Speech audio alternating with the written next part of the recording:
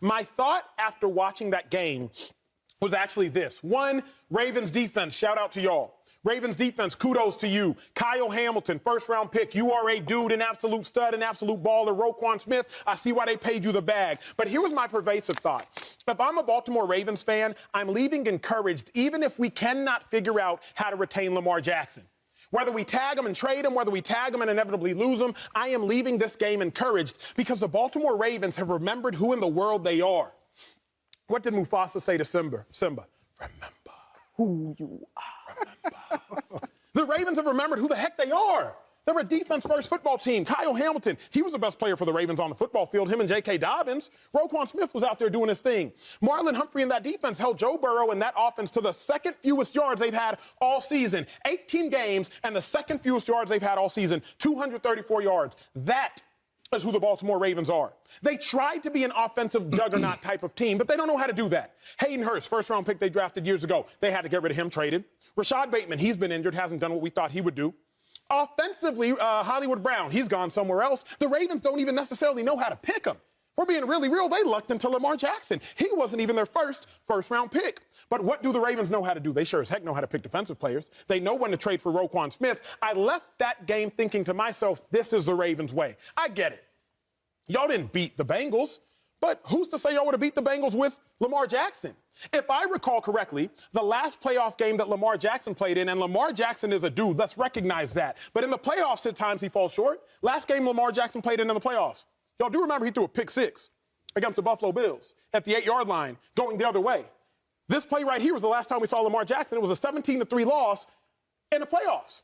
So I can't be mad at Tyler Huntley for making a mistake that was less egregious than the mistake Lamar Jackson made. If this is the end of the Ravens and Lamar Jackson, I am actually more encouraged seeing just how good that Ravens defense played, and I'm actually more encouraged that the Ravens have remembered who in the world they are. LeSean McCoy, my guy, what did the Ravens loss tell you about their superstar quarterback Lamar Jackson, who didn't even fly on the plane to go to the game? It's sad, Acho. I was riding with you with the whole Chargers thing, funeral talk, and then you talk about Lamar Jackson, like as in if he's not there, you're happy. What? I didn't say I was happy. I'm still greedy. It sounds you cool with it.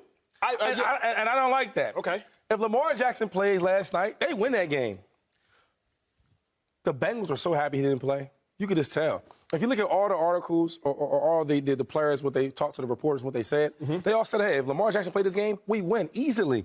That long, when Huntley, the scramble he had, the rollout he ran through, Lamar Jackson scored on that play. Another thing Lamar Jackson does very, very well. When he's running the ball, he finds a way to get in the end zone. He wouldn't have been trying to put the ball over top. He'd have found a way to get low, like Tom Brady does. He'd find the bubble with the defensive lineman, and he'll get in there. Lamar Jackson's there. They throw the ball a lot better, more efficient. Yep. If you really watch that game, if the Bengals could just stop the run once or twice, they couldn't do it. They ran the ball the whole game. Then you had Lamar, the way he throws the ball, I think they beat him at least 7-10 points. Woo. So for you to even be in the game with your backup, right, that just lets you know how good Lamar Jackson is. If Lamar Jackson's there, they win this game. They didn't have no number one receivers out there. Sammy Watkins, just, and that's my boy, but just signing back there, not really familiar this year with that team. Then they get him, they pick him up, and they still go out there and ball. And Cincy, that was scary, though. Without that turnover right there, I don't know. Lamar Jackson puts that game away for sure, for sure. Dave, do you agree? It's wild to me. And credit to the Baltimore Ravens for really putting together a great plan against a divisional rival. Third game that they've played, I thought they called this thing to perfection in terms of shortening the game. I mean, there were like 7, 8 possessions apiece in this game. They tried to make it a short game that would favor a less talented team. They did everything right. They forced a takeaway. They limited big plays from the Bengals. They made life hell on Joe Burrow to make big plays all night. Perfect execution.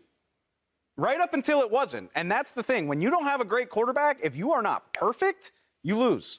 And that is what happened. The Bengals played as well as you could expect a team down to this situation, not having Lamar Jackson, not having all of this talent on offense. They played as well as you could expect them to, and they lost.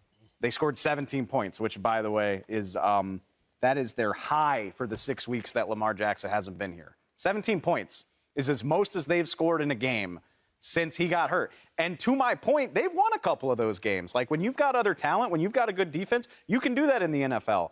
But in the playoffs, against teams like this, against teams like what's waiting for you if you win in the wild card round, keep in mind, this was the first of potentially 4 games that the Ravens would have to win a Super Bowl. It doesn't get easier. The Bills are waiting for you. The Chiefs are waiting for you. An AFC championship game, and then the Super Bowl. All of that is out in front of you. You have to play perfectly 4 times to win this way, and they couldn't even do it once. So, yeah, credit to the Ravens for putting their best foot forward in a situation where nobody expected them to win.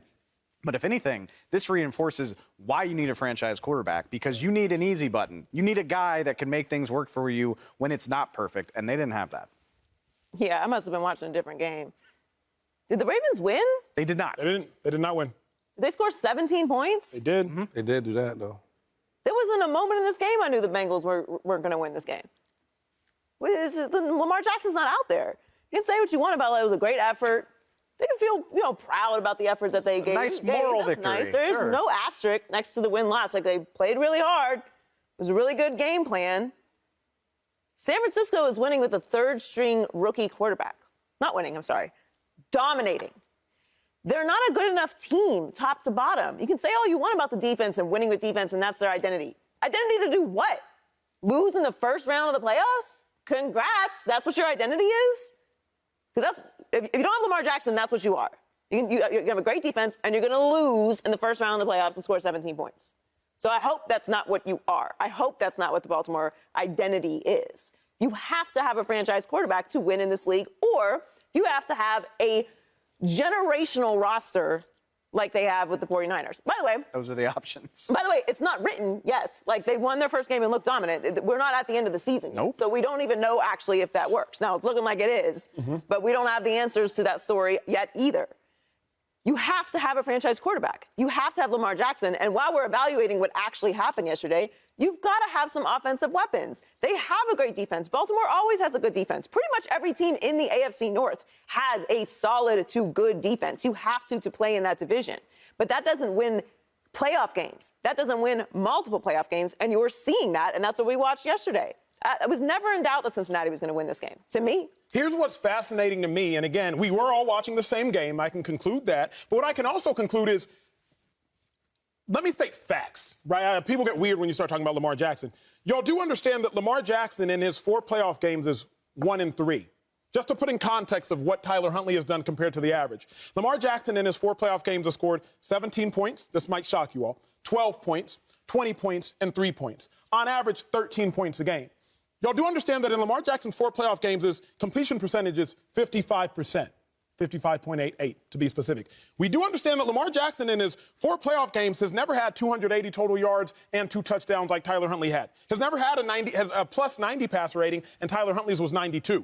This is not to undermine who Lamar Jackson is during the regular season, but this is to state, if I am the Ravens and I have watched Lamar Jackson in the playoffs for 4 years, and I watched Tyler Huntley's performance yesterday, it's not like I'm like, man, if we would have had Lamar, what Lamar were y'all trying to tell me? Shady, I'm not making any of this up. You saw him play the Buffalo Bills. Those are your boys. And I can give you a million reasons why you should. I mean, like the same quarterback you're talking about when Lamar Jackson got hurt, they finished last in the offense. Absolutely.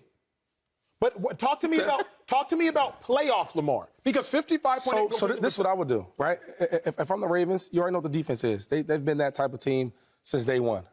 I would add pieces. Get this guy some help, because it's only so long you can keep carrying a team, right?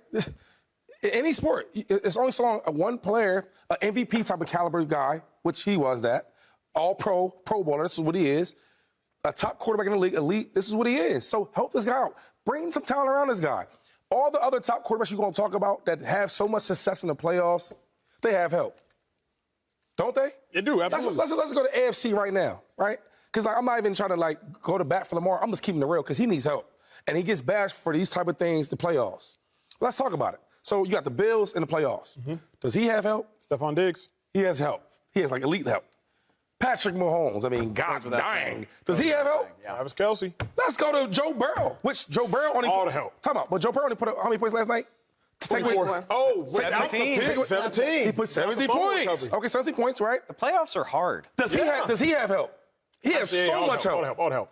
So my thing is, though, Lamar Jackson is Lamar Jackson, but it's time to help this guy out. But here's my thought process as we move back to the left side of the table, getting everybody involved in this, is the Ravens do one thing well historically: identify defensive talent and play really good defense. Even, and I won't call anybody out by name because I know a lot of them, friendly with a lot of them, even when the Ravens won their Super Bowl, their offensive draft picks were like hit and miss. They didn't just crush their offensive picks, but defensively, they've always crushed it. So my thought process is, and Joy and Dave, y'all spoke about this eloquently last week when speaking that you could build on Daniel Jones, just make the Giants roster around him better.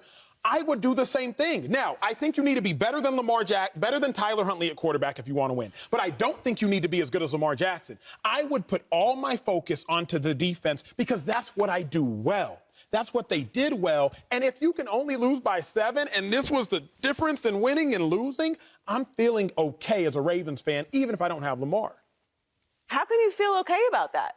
You lost in the first round of the playoffs. I don't care what you do great. That's not enough. They won that Super Bowl how many years ago? It's a different world. It's changed now. You think you're going to go into Kansas City, which is where Baltimore would have won if they won this game? Yep. You think you're going to do that against Kansas City?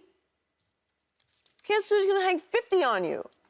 Patrick ain't going to play the fourth quarter. And I don't even like saying that in the playoffs because a lot of these games that we thought were going to be blowouts were closer, and some of them were because they were divisional matchups. You can't feel good about what you saw yesterday if you're Baltimore. Tyler Huntley did a nice job. But that's the difference between being a nice player and an elite player. But Lamar hasn't done any better in the playoffs. So how can we assume that Lamar would have played better? Yes, he has. He's won a game and Tyler Huntley hasn't. Correct. But They're not. So by that standard alone, forget what Lamar Jackson did during the regular season to put them in the position to be in the playoffs. So let's not disregard that. Not at all. That's why they were in the playoffs in the first place. Tyler Huntley didn't get them to the playoffs. Right? Well, he had to win those 2 games because otherwise he wouldn't have. But he did not put them in the position to get into the playoffs. They were hanging on by a thread. Lamar Jackson's play put them in the position to go to the playoffs in the first place. I can recognize that Lamar Jackson hasn't been great in the playoffs. He's been bad. But there's been bad. Okay, but you can't leave that game with Tyler Huntley's performance and say this is what we are and we're in a good space. You're not in a good space. You lost. You scored 17 points, and Tyler Huntley did not win the game. You do need elite players to win in this league, and forget what you're going to do in the wild card round of the playoffs against a divisional matchup. Like, those games were close. The Dolphins-Bills game, this game, they play each other all the time. The reason I don't agree is because for every Dolphins-Bills game, for every Bengals-Ravens game, there's a Niners-Seahawks game. That was the third time they played as well. The Niners roster is not the Ravens roster. So that's what I'm saying is I would rather, the reason I feel confident, just like I feel confident if I am a Dolphins fan, et cetera, is because if I'm looking at the way in which we played, the Ravens almost won the game. And the last time Lamar played, they did not win. Lamar does have a playoff win. Cannot take that away. So they lost in both situations? Yes. One situation, though, might cost you $200 million guaranteed. You're not in the situation to lose this game without Lamar Jackson's performance during the regular season. And who say you're going to get there? That's what I'm saying. Like, you're not in the playoffs to lose a little bit, which is still a loss, without Lamar Jackson's regular season performance. You also have to get to the playoffs, which you're not doing without Lamar Jackson. In a league that's designed to keep you from having everything, what would you rather count on? Having a great quarterback, paying him, building around him, and knowing that he's going to give you a chance in every game that you play, or hoping that you hit every single other personnel decision that you make? Because that's what the Niners did. That's what you have to do. The Niners have bungled quarterback as badly as anybody can, but they've drafted you got to hit your big picks. Like, you've got to hit your Debos. You've got to find steals on day 3. You've got to find George Kittle in the 5th round. Yeah, right. You've got to make crazy trades for guys like McCaffrey. You've got to convince veterans like Trent Williams to come in, and all of that has to pan out. Christian McCaffrey can't get hurt. Trent Williams can't get hurt.